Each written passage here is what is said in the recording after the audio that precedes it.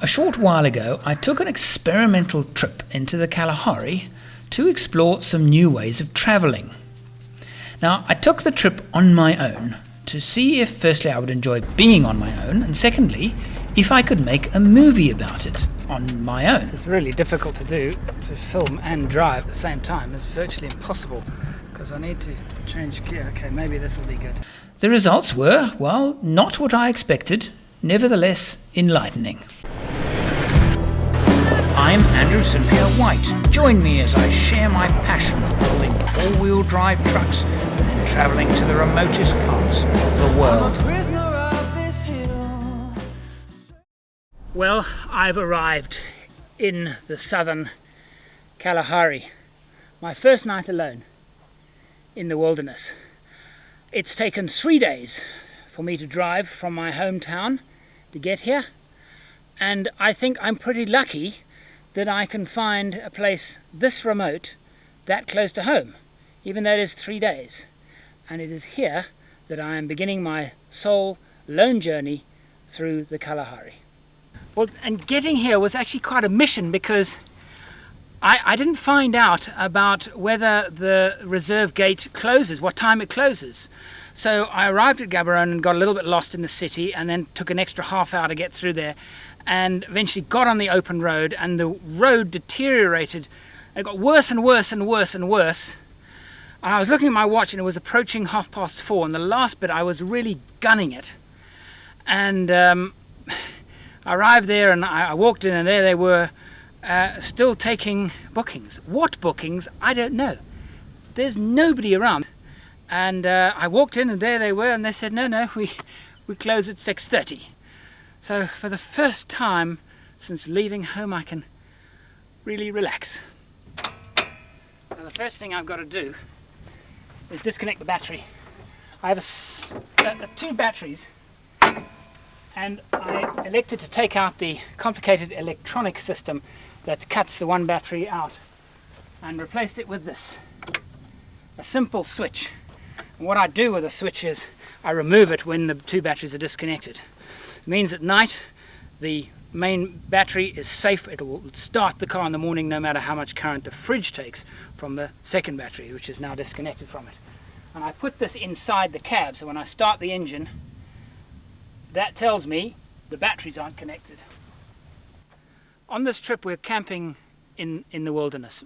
But this is a little bit of an exception, and there are facilities there, basic facilities, a long drop toilet and a shower. No water, but it's a cubicle for privacy where you can hang a water container. And they chose a very interesting place to publicize the do's and don'ts of camping in Kutsi. Let me show them to you. This is the long drop toilet. Now I don't know about you, but sometimes I read in the loo. Well, you can read here too. There's the long drop toilet, and there is something to read. All the do's and don'ts of camping in the Kutsi. I wonder what the hotel council grading system would make of this. It's a shower for midgets. One of the things I really would have liked to have done on the way here was let my tyre pressures down because it was quite sandy. But racing, so I just put up with a cacophony of rattles because the suspension is hard anyway, and with the hard tyres, 3 bar at the back and 2.5 at the front. So the first thing I'm going to do tomorrow morning before I set up is let them right down. I was just filming the sunset a minute ago, and a small antelope just came out of the bush, came right here close to me. Actually gave me a bit of a fright because I heard the rustling in the grass, and I thought, what is that? Small doka-sized antelope, very reddish in colour.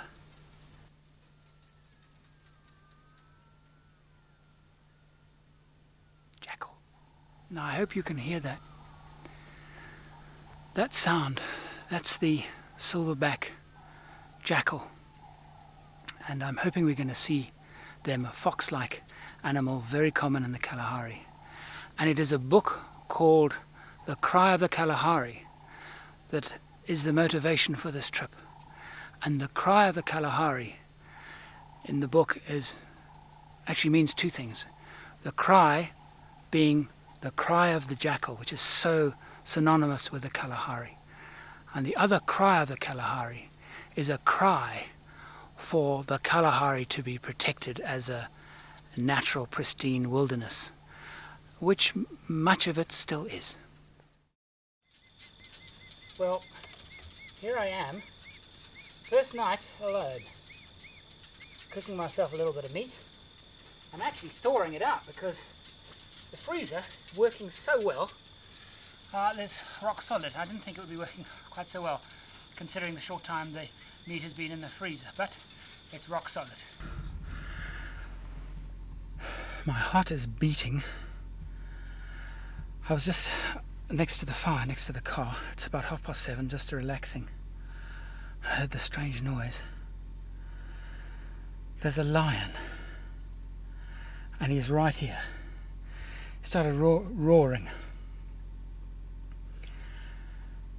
So, I mean, I had stuff outside, that all the car doors were open, and I didn't think that there would be a lion around. So I quickly ran around, closed all the car doors, and I'm sitting in the driver's seat thinking, well, how am I going to set up camp to go to sleep? Because wherever the lion is, it's very, very close.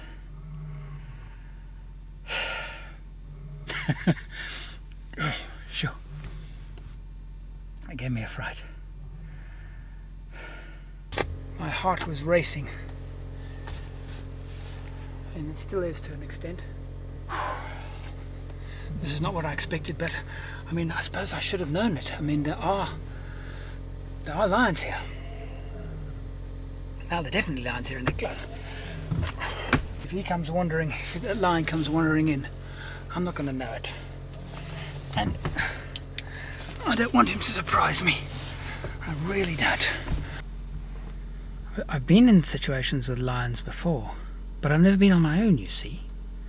So normally somebody would get out and probably sit on the roof rack with a bright torch and look around while other people set the camp up or do whatever's necessary, put stuff away, and get ready for a night's sleep. But I'm on my own. I feel a little uncomfortable walking around with my back to the bush. He's not far away. That's 100 to 150 meters maximum. So, not sure what to do. I'm now in the classical position of sitting in the spare wheel on the roof rack. Beautiful position to watch game.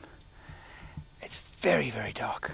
I can see very little, even with a very bright searchlight that I've got. The moon is coming up behind us. I don't think he's moved, and I think it's a he because this is a dry season.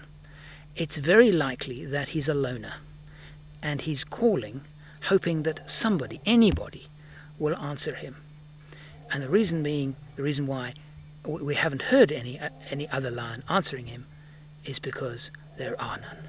The dry season means that the game has scattered and the lions have scattered with them. Lion's been calling non-stop now. It's about 2 hours later, and he's been calling, but getting quieter and quieter. I think he might be giving up or maybe going to sleep, and that's exactly what I'm going to do.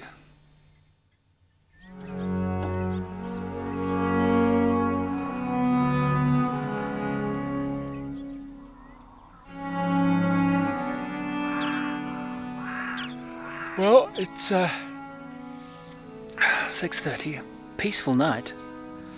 I'm woken by the crows and the yellow-billed hornbills feeding off the remnants of our dinner. The lions moved off. The next time I actually heard a call, I was drifting off to sleep, and I heard the last call, and it in fact had moved 180 degrees and had moved off some distance. So I'm pretty confident that he went looking elsewhere. So you might be asking, well, what's Andrew doing all on his own in a beautiful, pristine wilderness. Surely travelling on your own is not a normal way of travelling. Well, no, it isn't for me either. This is in fact an experiment. The idea came to me when reading about Tom Shepherd, one of my mentors, one of the writers of probably the best overland travel books by anybody. He does it in the Sahara. He takes his Kalahari and disappears for 2 weeks, and nobody sees him. And I had to ask the question, why does he do it? So this for me, and this for you, is a bit of an experiment. How much fun is it travelling like this on your own? Now when I say on my own, I mean on my own. There is no camera crew around here.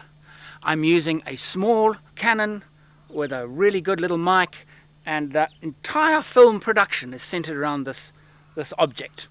And I figure that for a person to really get away, they have to be on their own and find themselves in an area that is utterly devoid of other human beings. How easy is it to do that? Well, it's not easy to do that at all. The one option is hiking into the mountains, but then climbing becomes very dangerous on your own. Maybe with two of you, the danger is significantly less. But that's one option. The other option is trans-ocean sailing. The third option, available to us four-wheel drivers, is overland travel. So I welcome you to the wilderness, and I hope you enjoy it as much as I think I might. But now what do we let them down to? Because a lot of this is fairly firm. There are patches where the sand is really quite soft. So I've got to think and find a compromise. I think what I'm going to do is go down to 2 bar on the back and 1.5, maybe 1.8 on the front.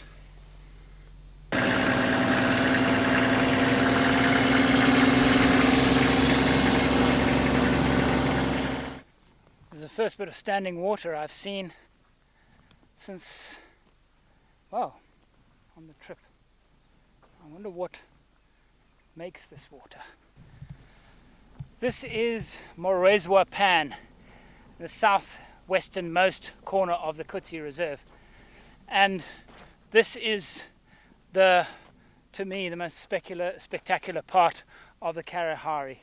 The enormous skies created by pans such as these, and in the middle of the pans not a thing grows, and if one would stay here for a little while, animals would come here because there won't be any other standing water for many miles around.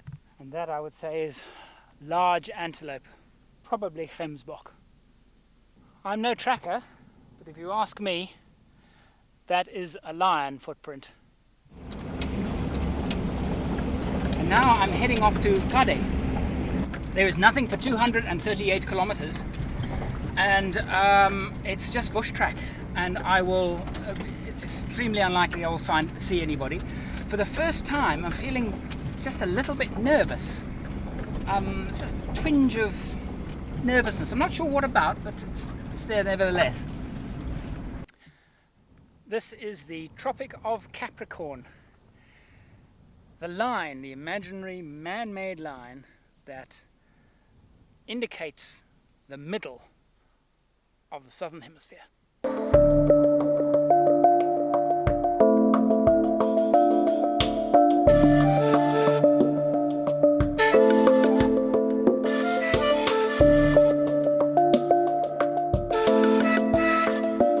Not much rain falls here.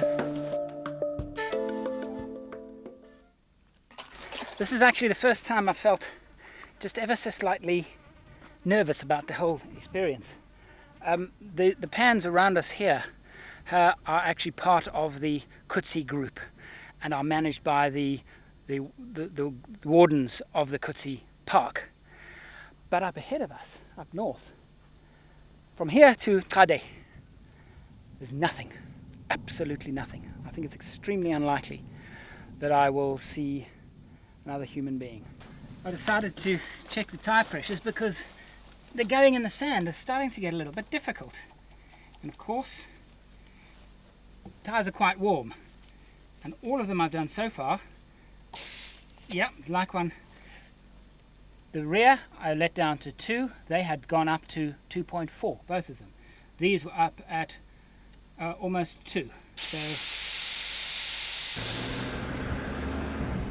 well, 238 kilometers is going to take me, I don't know how long. I have to work it out. I'm averaging, probably cruising speed on these tracks 30 kilometers an hour. So that's quite a long time. I'm not sure if I'm going to get there today, but I'll see. I've just taken the distinct turn to the west, and I noticed in front of us that the ground is black. I promised myself that I would reach this intersection before having lunch. It's 1:30.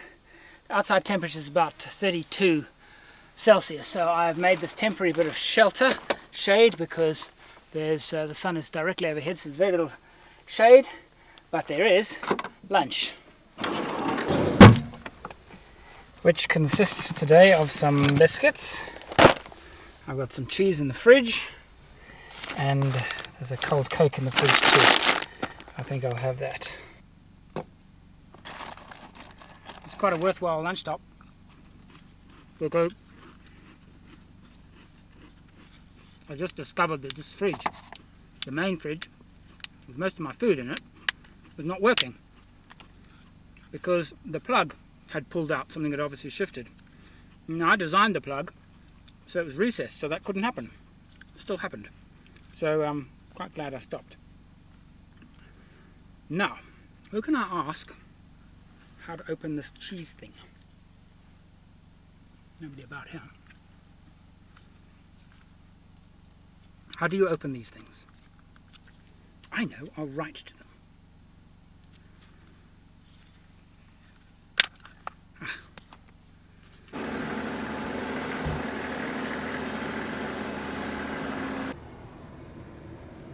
Bad news. I've got a flat tire. That's all I need. Just gonna have a look. I think it's the right front.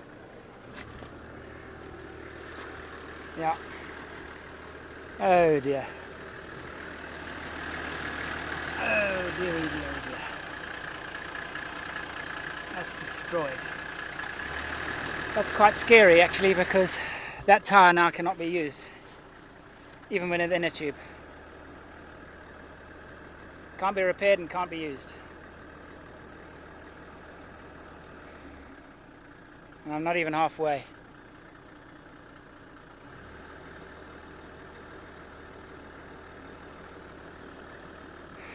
I'm going to try and reverse into some slightly harder ground here. Well, I've jacked it up. Yeah, looking at these tires, these are tires that are supposed to be all-terrain. What could have done that? What could have actually pulled the middle out of a tire like this? Anyway, the big question is, what do I do now? I mean, I can replace it, but I've only got one more spare. And this tire has been so badly damaged that I can't even fit a tube and keep it running. It is trash, complete trash. And I'm not even 1/3 of the way through the central Kalahari. It's going to take some thinking about. I'm trying to take my own advice here, and that is to take regular breaks and drink lots and lots of water, because it's incredibly tiring work. And one of the things about when you're on your own, you have to do everything on your own, everything. Even picking up the camera and filming. And I'm absolutely knackered already, so lots and lots of water. About 110 kilometers from the Kutsi Reserve. We have to go approximately 340. Same kind of terrain, same kind of risk of punctures, or 100 back. This needs some thinking about. So what I think I'm going to do is finish changing the wheel, at least be mobile again, and then camp here. 3 o'clock, camp, think about it, look at the map, decide whether I continue.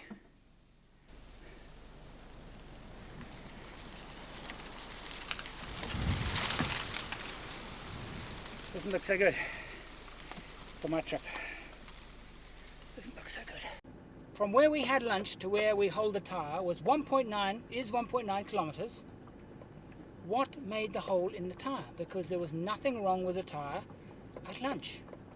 Something along here made this hole in the tyre. What? And I've already gone back about a kilometer. Can see nothing, and it doesn't make a lot of sense to me. Just driven over this piece here. This is Mapani, and it's incredibly tough wood. It really is. It bends, but it doesn't break easily. This is dead. Now a live or just dead piece of Mapani like this, sitting in the middle of the road, you drive into that, they can go straight into the sump, straight into the sidewall of a tyre. It's awful stuff. I was wondering if this might have been the cause of somewhere along the line, something like this ripped up our tyre. Maybe the reason why this has happened, and I can't continue on the trip. We are not even 1/3 of the way across the Central Kalahari Reserve, and I have to ask the question: would I set off with only one spare? No, I wouldn't.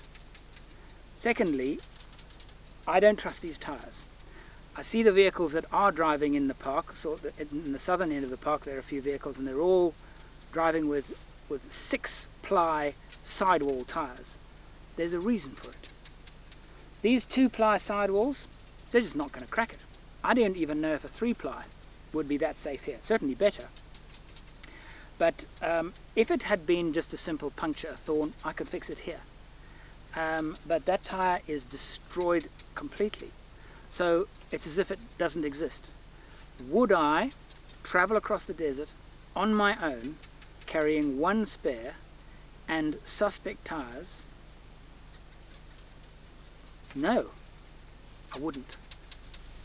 I have to ask, has the experiment of travelling on my own been a success or a failure?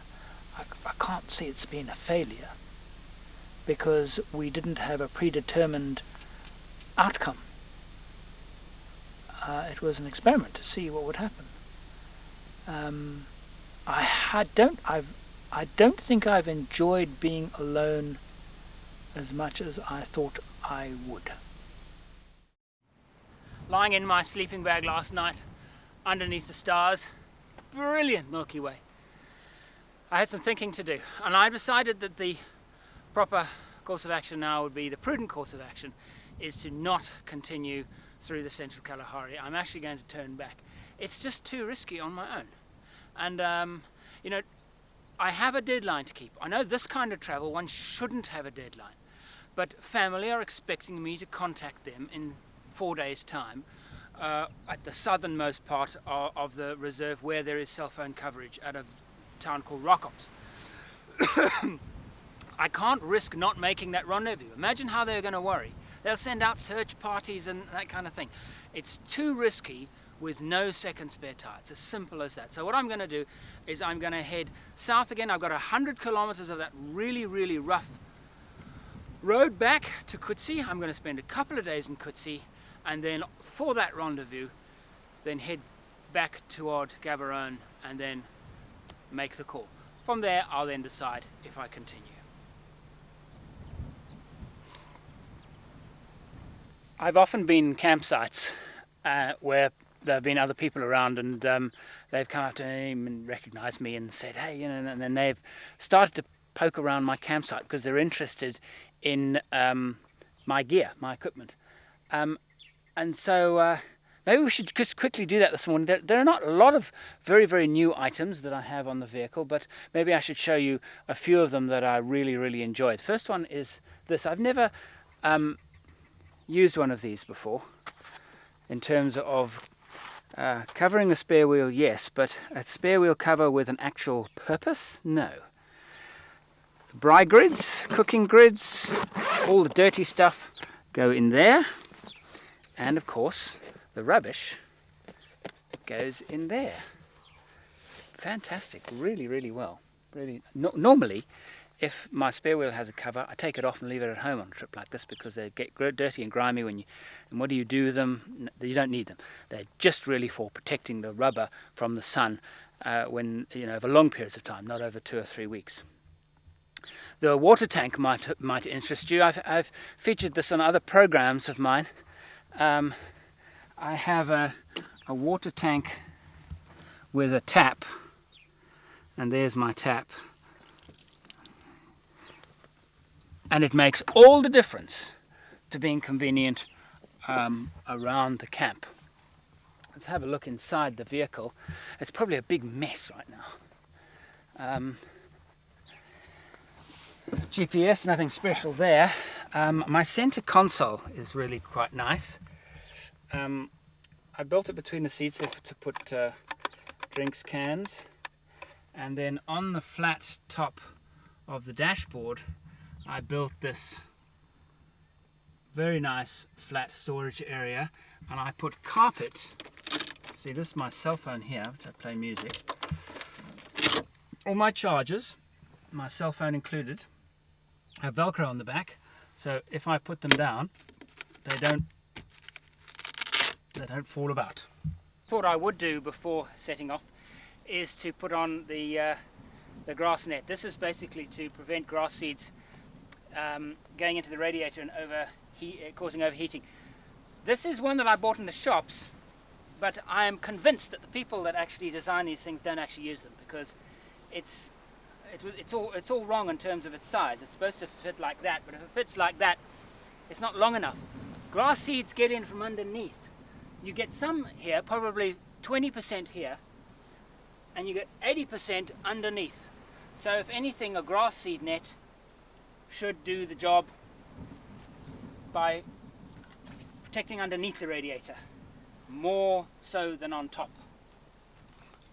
So I added these pieces here, very, very simple piece of aluminium, and then I hook it in through a hook there, and then I hook it onto that, and I do the same with the other side.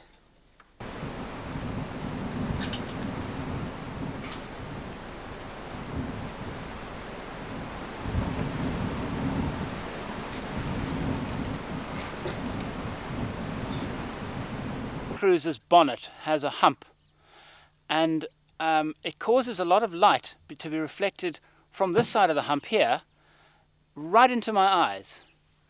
And so I got some automotive black film and I placed it on this side, and it's cut down the reflections quite considerably.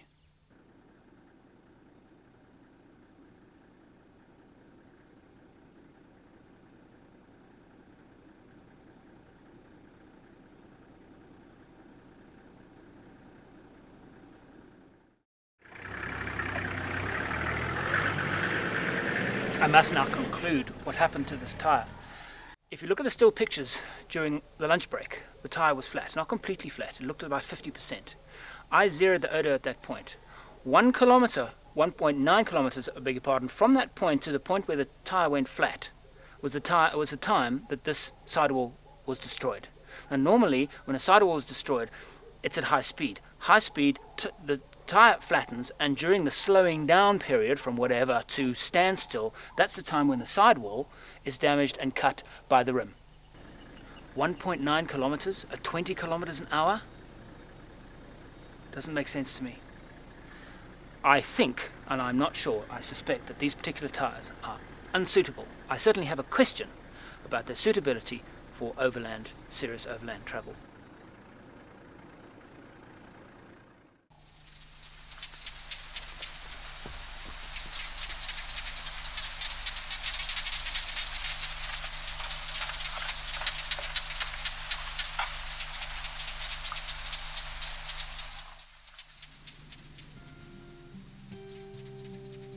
A short while ago I took an experimental trip into the Kalahari to explore some new ways of travelling.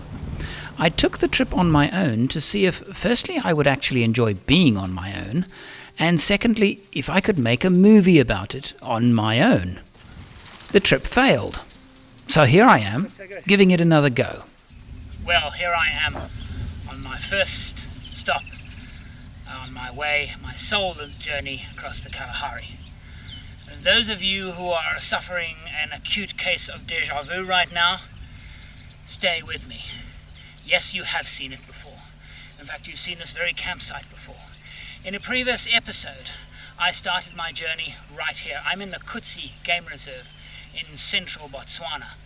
The idea is to travel northwards on my own, no camera crew with me at all, through the remotest part of the Kalahari thirstland.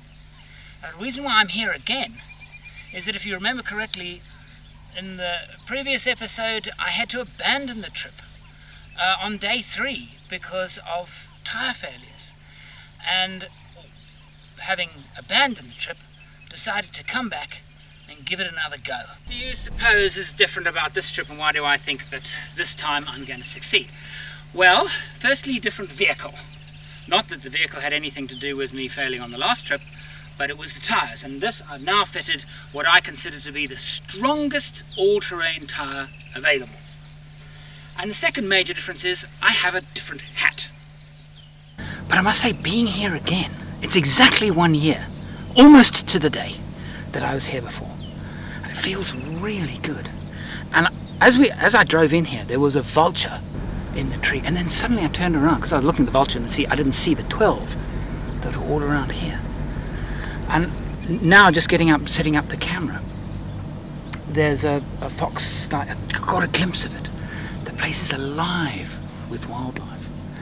And if you watched the previous program, you would remember that it was my first night camped here that I got the living daylights scared out of me by a lion.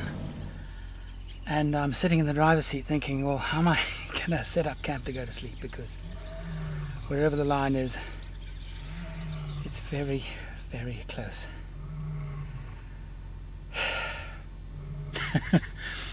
Oh, sure. It gave me a fright. Where the lion would have spent the night. I see the ground's very flattened here. No, it's a vehicle. For a moment I thought it might have been animals sleeping the night, but some idiot has gone and driven across the bush for no reason. But this here is where the lion lay down and spent the night roaring while I slept. Not that far away. Well, deja vu for me too. As I travel now northwards, leaving the Kutsi Reserve behind me, and what I'm going to try and do now is tonight get to Gabe. Gabe is very close to where the actual puncture took place. I then turned back about 4 kilometers and then spent the night in a little clearing. And so I remember that on the previous trip I had a sense of trepidation about the whole thing. I don't this time. I don't really know why. Maybe I just know that I'm better prepared. Just really, really looking forward to it. There are a few things that I learnt on the first trip. Firstly, that during the daylight hours, being alone means that sometimes trivial things suddenly become interesting. I've been driving now, looking at the track and noticing that that you can actually tell by the track on the kind of vehicle that is actually ahead of me. Which direction it's driving in, I'm not sure, but this was interesting. Look at this. That's the little bird tracks. If I now move around the tracks, the track in front of me is actually quite, there's not a lot of detail in it. But here's an interesting thing. Look on the middle manaki. There are 2 distinct lines. Now those lines are the differentials of vehicles. One of the features of Kalahari tracks. They're like railway lines. I'm driving at 35 kilometers an hour and I'm not touching the steering wheel. And the vehicle is steering itself. And the amazing thing is that when you're driving a car, you don't actually steer it. You just point it occasionally. Because the tracks are like railway lines. The car will travel along the railway line. It just stays on the track. And loneliness breeds a strange, benign insanity, as we will find out later. Yeah.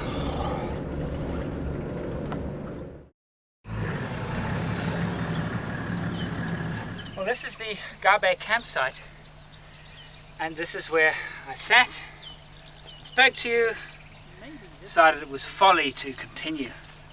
We've made really good time today. It's actually felt much easier. I'm not sure why.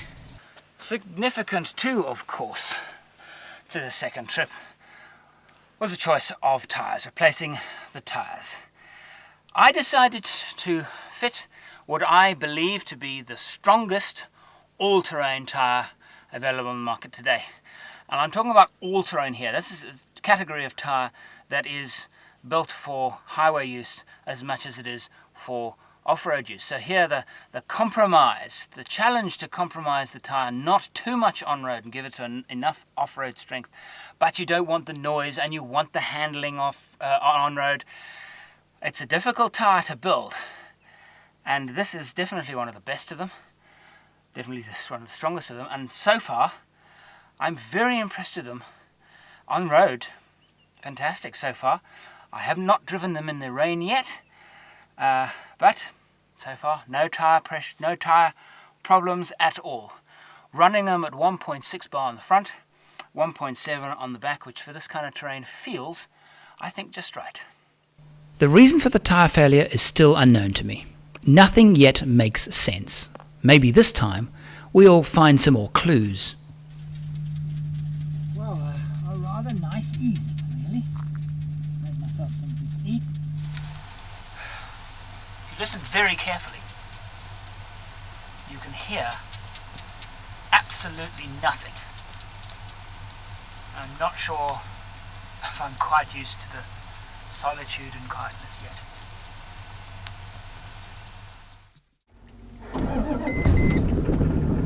Sweet. Sweet, sweet, sweet. One thing about travelling in these Land Cruisers, I have spent many years in many different vehicles, notably Land Rovers and Mercedes Geländewagens. Love them both. But there's a difference, and the significant difference is I never worry about my Toyotas. I just never worry about them. It's not that the others have let me down in any major way, but that's the feeling here. Just put the key in and they run. Take the key out and they stop. And they do that year upon year upon year upon year.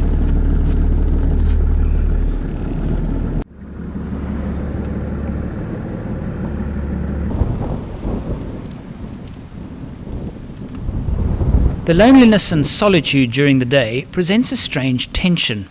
It's exciting, invigorating, and while there's no one pressurizing me to do anything, strangely, I always find myself busy. Now, it does actually feel, suddenly from this point, because this is now beyond where I went before, it's a little bit more exciting, it's a little bit more, I feel much more that I am in the wilderness, just by the fact that I've gone past that particular point. So I don't know what lies ahead. The track to Kade has turned out much easier than expected. About 20 kilometers north of Kade, everything opens up completely. This is the kind of Kalahari that I absolutely adore. Oh my, look at that.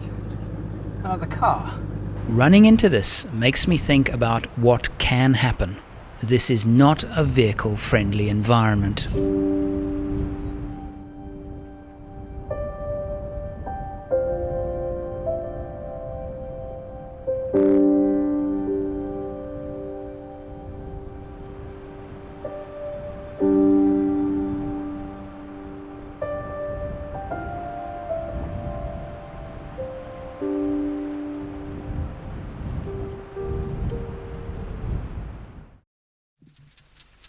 My chosen camping spot at Piper's Pan is idyllic. This is what has brought me to this part of the Kalahari. Right now, the closest human is probably no nearer than 100 kilometers from me. Right, night 2. Put away the camera.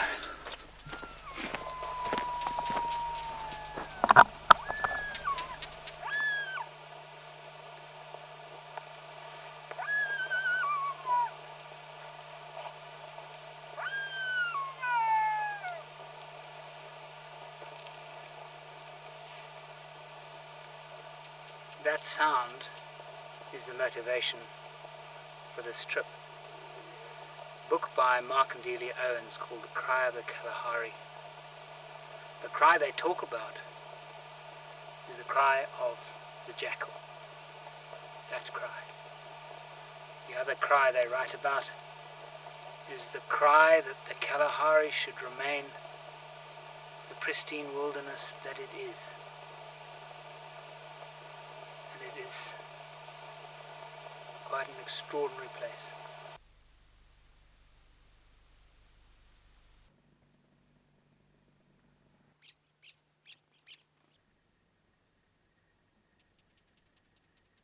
This morning, my bout of madness has kicked in earlier than usual.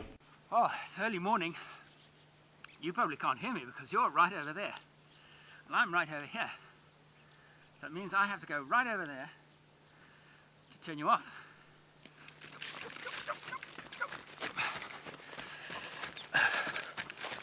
Morning exercises.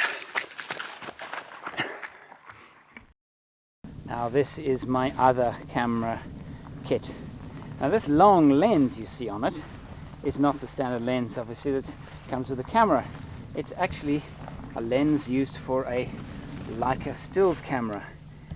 And with it, I can get shots like this. Even though these Gemsbok are actually in Gabon. Well, I think maybe this morning should be a little bit of an explanation of my modus operandi. A 2-camera shoot, imagine that, 2 cameras, 1 crew. I think that's a first, you know. Right, sleeping arrangements. I have 3 choices.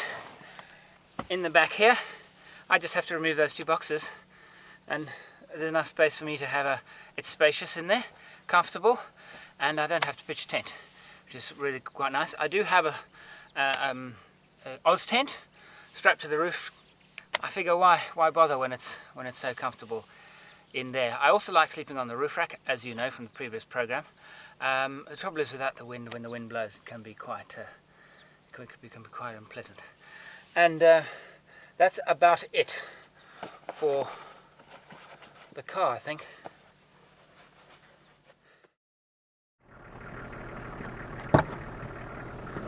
Very interesting. You see, these crows have been hovering around for a while. The moment I started my engine, they took off and came a lot closer. That means that they're conditioned to people. They've learnt that when people are around, people leave scraps. And when the engines start, it means that they're about to leave and they can then get to the campsite and find those scraps. But I don't understand. Very few people ever come here. The closest official, and that's designated campsite, is about 4 kilometers south of where I am. I just came off the track, drove around some trees and camped. These are smart birds.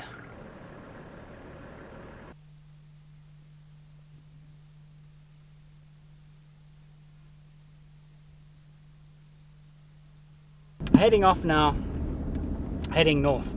Our next stop will be Deception pan, Deception Valley. This is the place where Mark and Delia Owens, who wrote the book Cry of the Kalahari, spent 7 years researching lions and hyenas. I think we might actually have a higher chance of seeing game and animals further north, so I'm hopeful.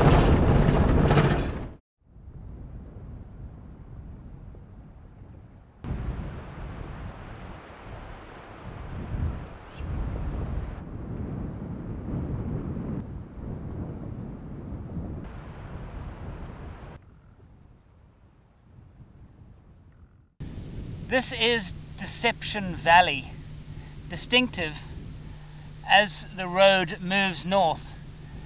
Gentle rolling hills both sides of the flat plain through which the track moves.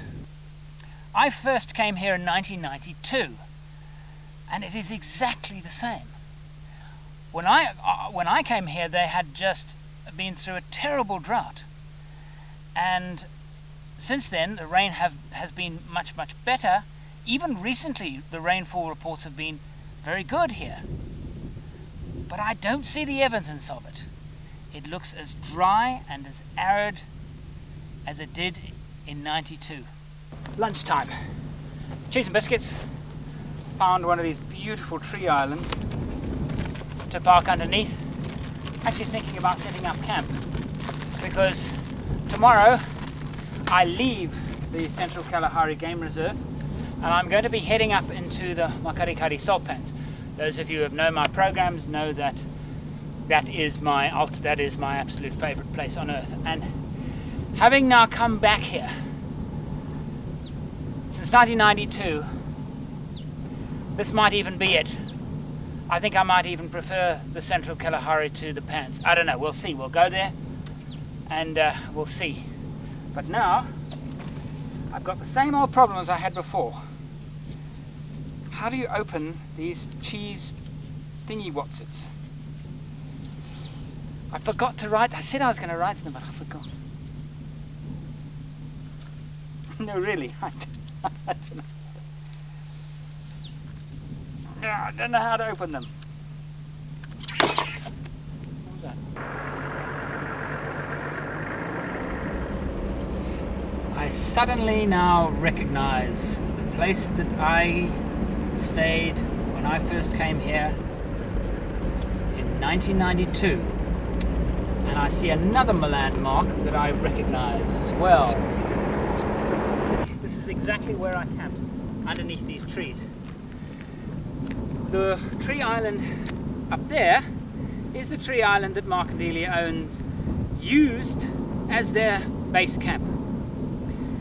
And that tree, my wife and I took up watercolor painting for the afternoon, and we painted that tree. One thing though, this island has changed. I was hoping to spend the night here. Now, there is no absolutely surefire way to tell if this tree island, amongst thousands of tree islands, is in fact the tree island that was used as the basis for here's the book, by the way. Well, there you go, Cry of the Kalahari. Read it, wonderful. Except for this. It's obviously some kind of soakaway.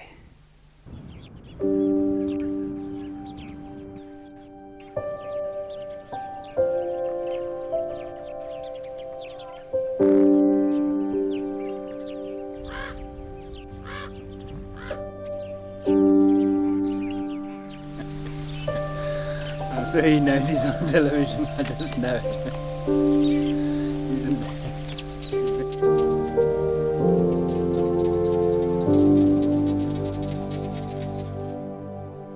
I'd like to, if I may, read a short passage from the Cry of the Kalahari, which sums up this trip. It was early in the rainy season of 1975, and Mark was driving into Mound for supplies.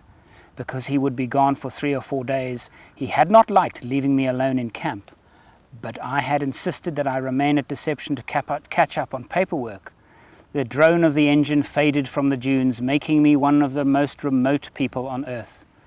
I stayed behind not only to transcribe notes, but also to experience the sensation of total isolation. Looking over the riverbed for a while, I let the feelings settle over me. It was comfortable, but so total solitude takes some getting used to. Although I was the only person for thousands of square miles, it took a while to shake the feeling that I was being watched. How I understand how she felt.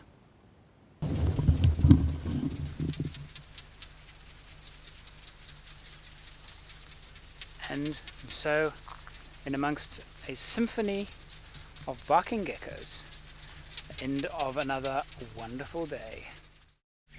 Well, it's early, the following morning. It's not permitted actually to camp in any of the tree islands. So I did the right thing and got back in the vehicle, drove 10-15 minutes at the most north to the public designated campsites, which are actually called the deception campsites. It's been very pleasant here, but you don't have the vista that you do on the riverbeds and the tree islands, but nevertheless it's been very nice. Fuel consumption wise, done quite well actually. Got to the refueling point without having to use any jerrycans, which is quite a bit better than I thought. I reckon about 5.5 kilometers per litre, maybe as much as 6. In the equivalent vehicle, I owned a vehicle like the same body shape, different engine, 4.5 petrol version of this, and this would have been 3.5. So we're using a little bit less, a little bit more than half that we would have been using. Now, the reason why I'm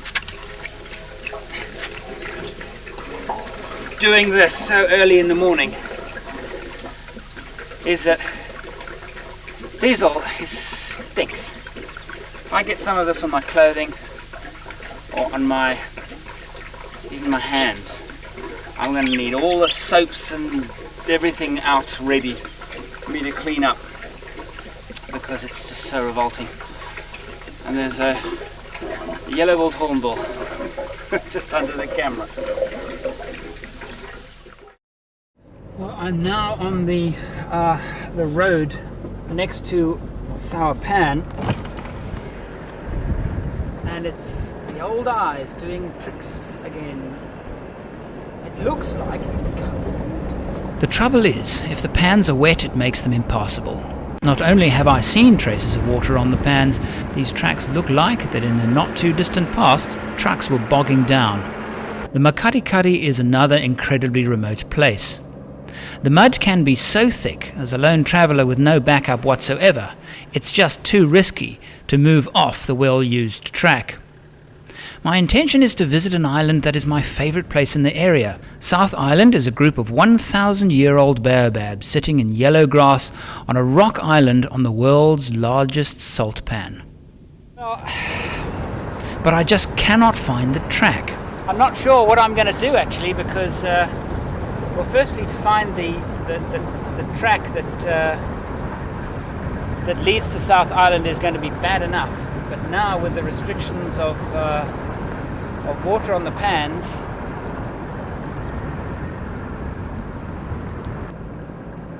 oh, I love this place. I just love this. I don't know why I love it so much. There's something about it. It's scary at the same time as being amazing, and the sky is enormous. And yeah, I'm going to be careful though. Nah, not going to be foolish, particularly with the water around. It means that that there was a lot of rain in the winter time, which is very unusual. Really wanted to take you there.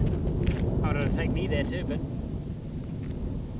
Kubu Island, then, will have to do.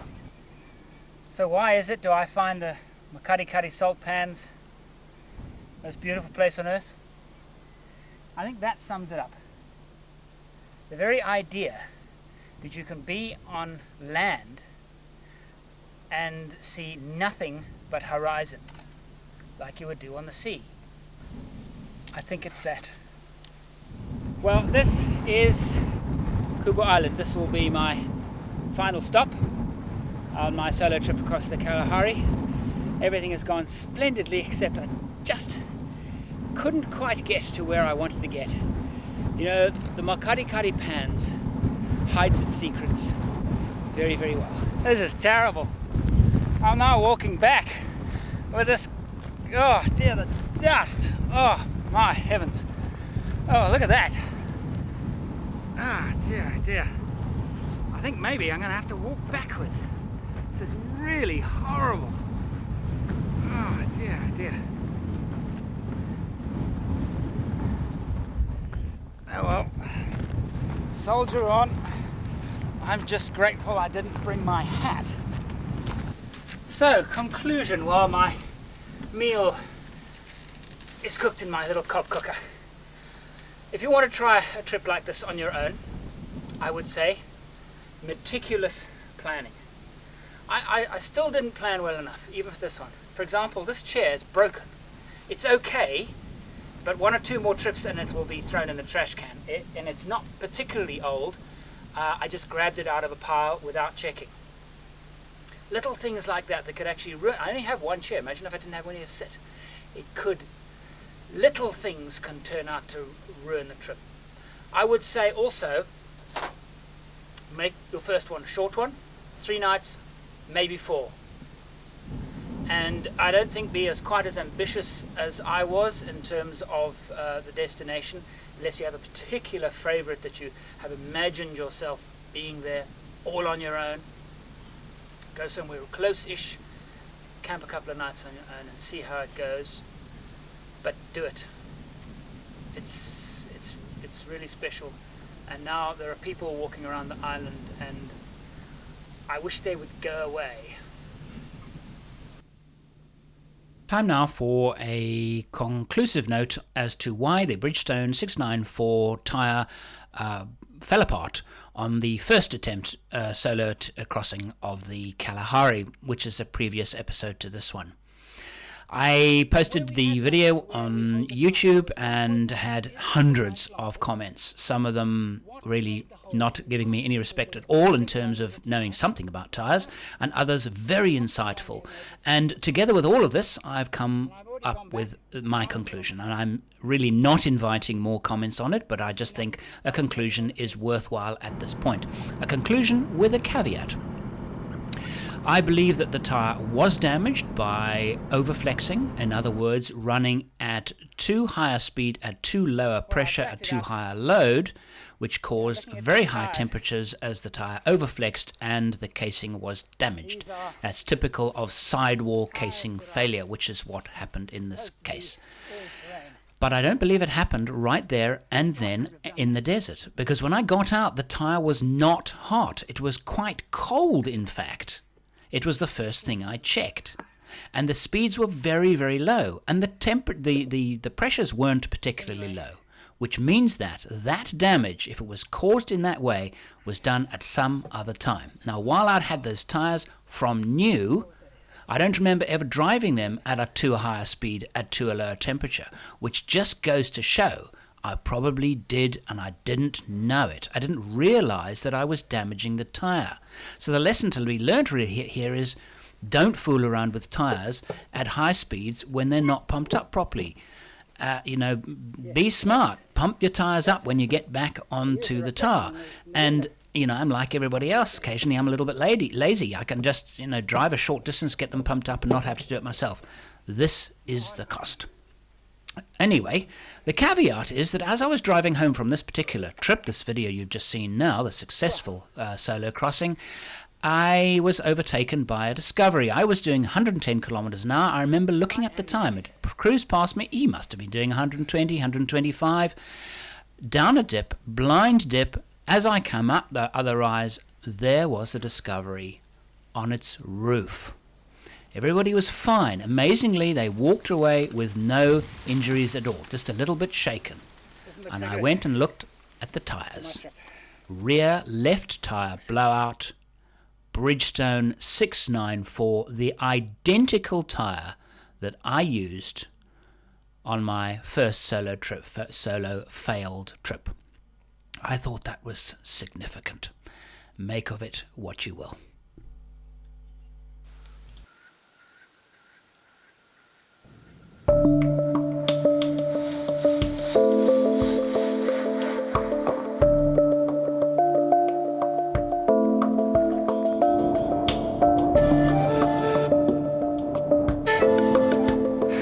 Not last year, but previous year and the year before that, I was here trying to get to a place called South Island, and in both times I failed. First one, I was traveling completely on my own. I'd finished a solo trip right through the Kalahari, and this was my final point, and didn't make it. There was too much mud. Yeah, I'm going to be careful though. Nah, not going to be foolish, particularly with the water around. It means that there was a lot of rain in the winter time, which is very unusual. Really wanted to take you there. I wanted to take me there too, but... Second time again, this time I'd finished a long trek all following the Okavango River.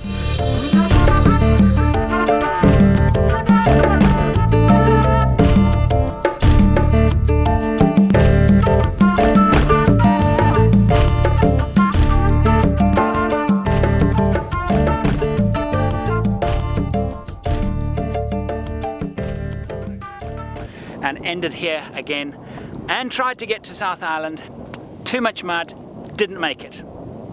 So here I am again, third time lucky. I'm now about to turn 2056. I'm travelling with my good friend Paul Marsh. He's a bit of a legend when it comes to overland exploration. What to do now is identify the destination. When I went onto Google Earth and I drew a line, and I got the point on the road that is as closest to the South Island, and we've stopped at that point. I think it's that clump over there. So we should take a bearing. We don't have a compass with us. How are we going to take a bearing on it?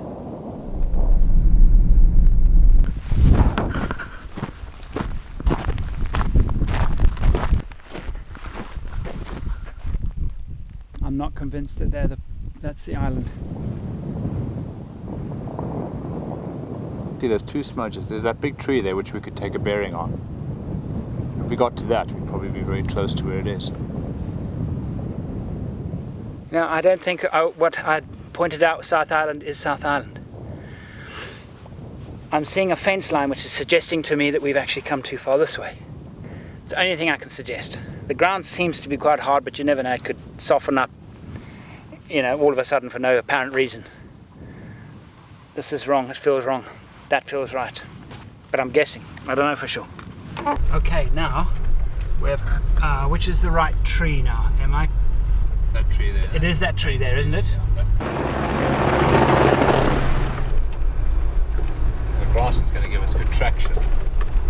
It'll stop us sinking in, Yeah. even if it's soft. Correct. We won't We won't go right. we won't go right So I down. think the important thing is to be mindful of where you're heading, and you can always return on the track. Not so easy in this though.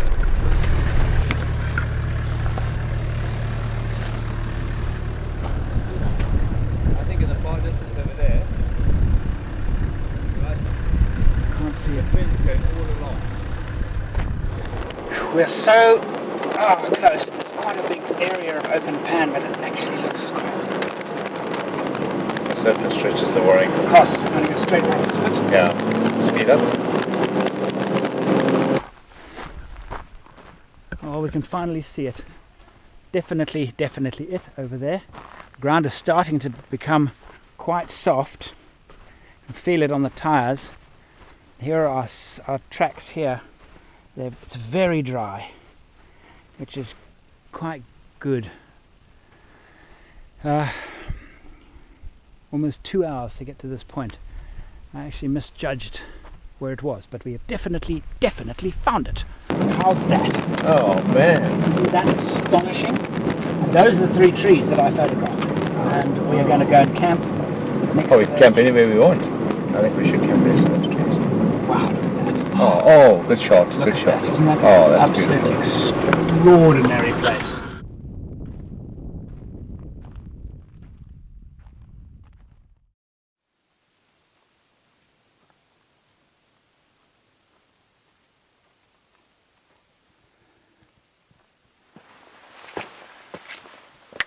See this? These markings? This is why we had to get special permission to come here. This is why they're changing all the campsite locations on Kubu. Because of morons. Idiots. I mean, who would do this? Of something with such pure natural beauty. I just don't get it. It's beyond comprehension why somebody would do something like that.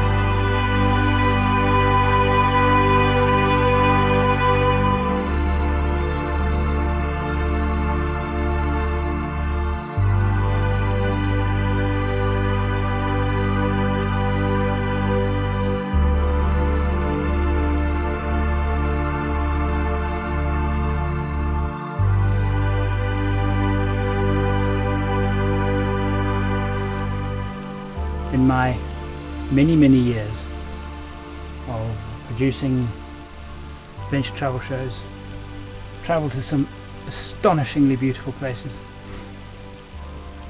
all over the subcontinent of Africa. None is as beautiful as this. Me,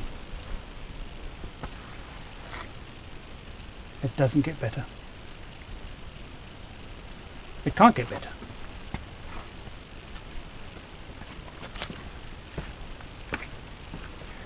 Tell me something about the trip. Good trip? It's You've been got one 12 of the, seconds. This has been the most amazing trip. To be in a place like this is the pinnacle of all expeditions. This is magic, this place. That's why we do it. This place takes your soul and it sets it free, and it gives you space to think.